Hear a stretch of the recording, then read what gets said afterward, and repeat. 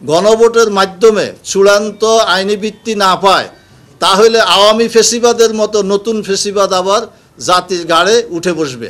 Level playing field তৈরি করতে হবে। এর জন্য প্রয়োজন হইল চিহ্নিত সমস্ত সন্ত্রাসীদেরকে গ্রেফতার করতে হবে, অবৈধ অস্ত্র উদ্ধার করতে হবে। জুলাই সনদের আইনি ভিত্তির জন্য এবং অন্য আরও 4টি দাবির জন্য যুগপৎ আন্দোলন করছি 8 দল। তো ইতিমধ্যে সরকার আদেশের মাধ্যমে জুলাই সনদের আইনি ভিত্তি দিয়েছে, কিন্তু চূড়ান্ত আইনি ভিত্তি গণভোট, এবং সেই গণভোটের দাবি আমরা করছিলাম যে জাতীয় নির্বাচনের আগে যেন গণভোট হয় বা গণভোটের ব্যবস্থা করা হয়, সেটা আমরা দাবি করেছিলাম। কিন্তু সরকার জাতীয় নির্বাচন আর গণভোট একই দিনে দিয়েছে।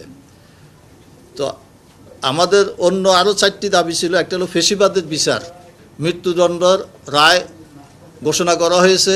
আমরা মনে করি এর মাধ্যমে ফেসিবাদ ভবিষ্যতে আর কেউ হওয়ার চিন্তাভাবনা করবে না, এবং কথায় কথায় গুম খুন যারা ক্ষমতায় বসবে তারা সেটা করার সাহস পাবে না।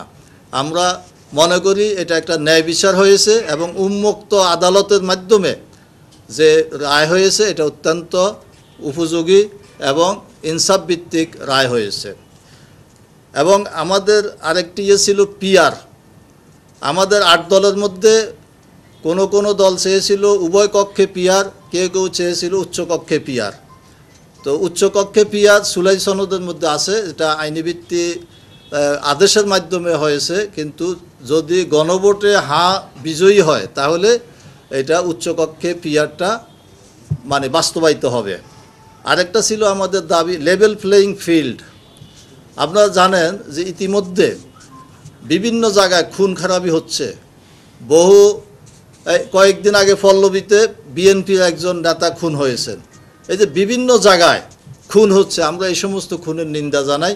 আমরা মনে করি নির্বাচন সুষ্ঠু এবং সুন্দর যদি করতে হয়, অংশগ্রহণমূলক যদি করতে হয়, তাহলে লেভেল প্লেয়িং ফিল্ড তৈরি করতে হবে। এর জন্য প্রয়োজন হইল চিহ্নিত সমস্ত সন্ত্রাসীদেরকে গ্রেফতার করতে হবে, অবৈধ অস্ত্র উদ্ধার করতে হবে, এবং বিভিন্ন জায়গায় সরকার যাদেরকে পোস্টিং দিচ্ছে সেখানে নিরপেক্ষ ব্যক্তিবর্গদেরকে ডিসি, এসপি, ইউএনও এবং ওসি নিয়োগ দেওয়ার ব্যবস্থা গ্রহণ করে লেভেল প্লেয়িং ফিল্ড ঘোষণা করতে হবে এবং সেটা বাস্তবায়ন করতে হবে। 5ম দাবি ছিল আমাদের জাতীয় পার্টি সহ ফেসিবাদের দোষরদেরকে নিষিদ্ধ করা। সেটা এখনও হয় না এবং এটার কোনো উদ্যোগও আমরা দেখতে পাচ্ছি না। তো আপনারা জানেন যে গত 16 তারিখ আমাদের 8 দলের শীর্ষ নেতৃবৃন্দ বসে সিদ্ধান্ত গ্রহণ করেছেন যে লেভেল প্লেয়িং ফিল্ড সহ অন্য দাবিগুলো, যে আমরা মনে করি সরকার যেহেতু গণভোট এবং জাতীয় নির্বাচন একই দিনে ঘোষণা করেছে, আমরা মনে করি ফেব্রুয়ারিতে জাতীয় নির্বাচন এবং গণভোট হোক।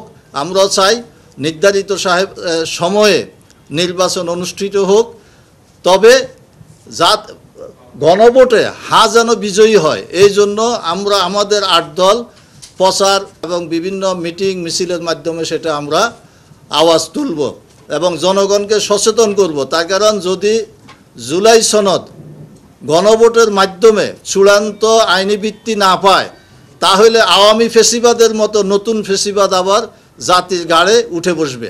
এই জন্য আমাদের 8 দলের সিদ্ধান্ত হলো যে আমরা এই গণভোটে যেন বিজয়ী হয়, এই জন্য আমরা প্রচারণা চালাবো।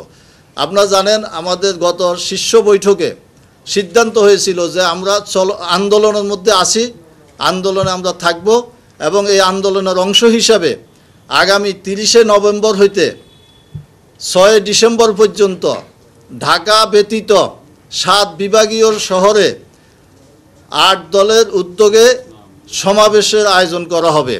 উক্ত সমাবেশে 8 দলের শীর্ষ নেতৃবৃন্দ বক্তব্য রাখবেন, জাতিকে সচেতন করবেন এবং আগামী দিনে দুর্নীতিমুক্ত এবং দখলবাজ মুক্ত সরকার যেন গঠন হয় সেই ব্যাপারে উৎসাহিত করবেন। এবং 8 দলের